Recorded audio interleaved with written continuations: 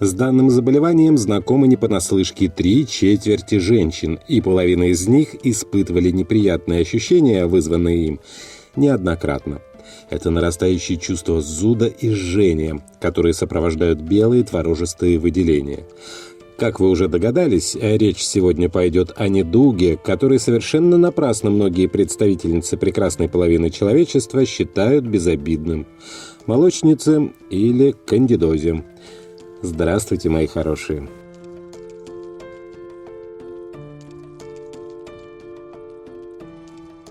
Возбудителем вульвовагинального кандидоза являются дрожжеподобные грибы рода кандида, которые постоянно живут в организме человека с момента его рождения. Попадая на кожу новорожденного в момент прохождения по родовым путям матери, грибки вскоре расселяются по всему организму. Они живут на коже и ногтях, слизистых оболочках полости рта, кишечника, дыхательных и родовых путей, и даже во внутренних органах здорового человека. Беспрепятственно размножаться грибкам не дают полезные микробы, обитающие на слизистых оболочках и коже. При определенных условиях грибы рода кандида способны приобретать агрессивные свойства.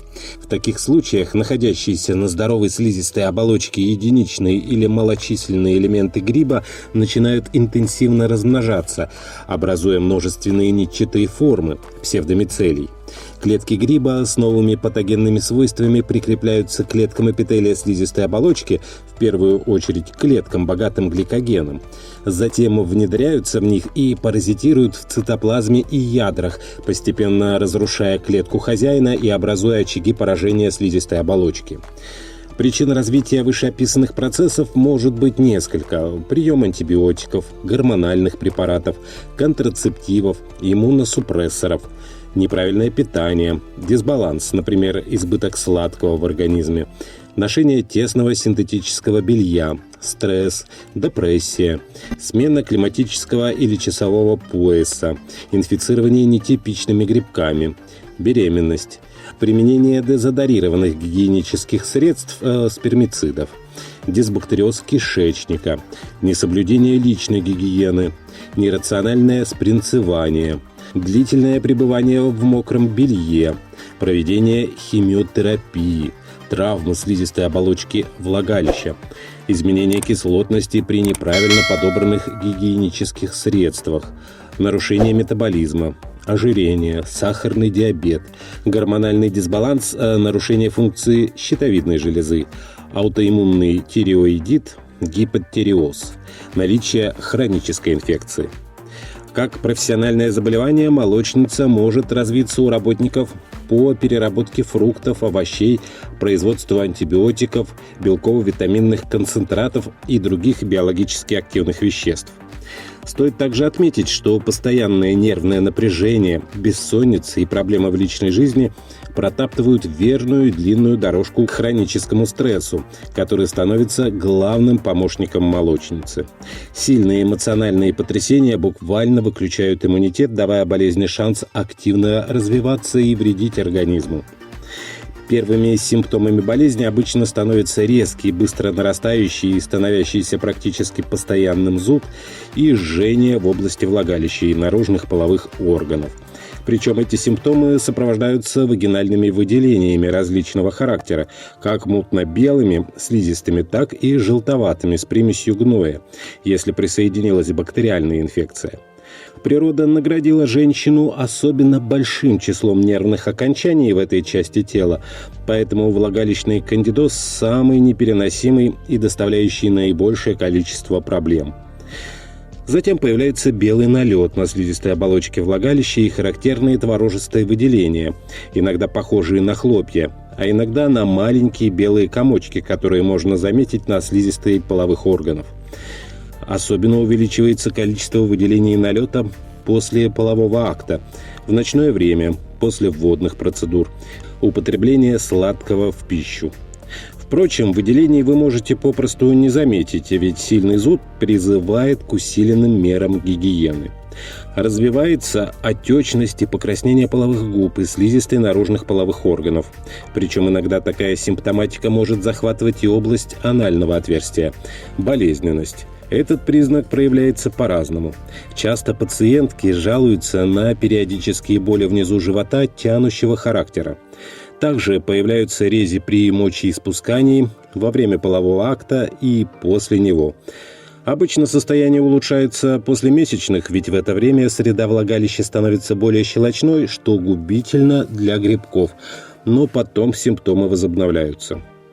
В мужчин из-за особенностей анатомии и физиологии симптомы кандидоза беспокоят реже, чем женщин. Проявление заболевания в данном случае можно заметить на головке полового члена и крайней плоти, а также на гладкой коже в области крупных складок, паховых, межягодичной, под молочными железами, особенно у тучных людей. При наличии у женщины во время родов активных проявлений кандидоза не исключено заражение новорожденного. У детей кандиды чаще всего поражают слизистую оболочку полости рта, вызывая стоматиты. Кандидоз – заболевание далеко не безобидное, оно часто дает рецидивы. Как правило, самоизлечение не происходит, а бесконтрольный прием противогрибковых средств может привести к привыканию грибков к лекарствам, и заболевание будет обостряться снова и снова. По этой причине, если вы отмечаете у себя признаки, похожие на кандидоз, нужно обратиться к врачу. Без лабораторных методов исследования установить точный диагноз невозможно. Схожие проявления могут иметь трихомониаз, гарднереллез и другие инфекции. Обычно для диагностики смотрят под микроскопом мазок или проводят бактериологическое исследование посев. Это особенно важно сделать, не затягивая при появлении первых симптомов, ведь в начальной стадии болезнь легче поддается лечению. Одновременно с терапией кандидоза врач постарается найти и устранить причину иммунодефицита, который в большинстве случаев является пусковым механизмом в развитии молочницы. Вагинальный кандидоз не представляет собой тяжелой патологии, если вовремя начать лечение, но в запущенных случаях он грозит серьезными осложнениями. Самое главное при лечении кандидоза у женщин – не допустить хронического течения заболевания, так как в этом случае молочница может стать причиной развития кальпита, вагинита, цистита и воспаления органов малого таза. Очень опасное осложнение кандидоза для беременных женщин. При прохождении через родовые пути большинство детей, по статистике 70%, причем независимо от того, естественным образом родились дети или путем кесарево сечения, заражаются кандидозом.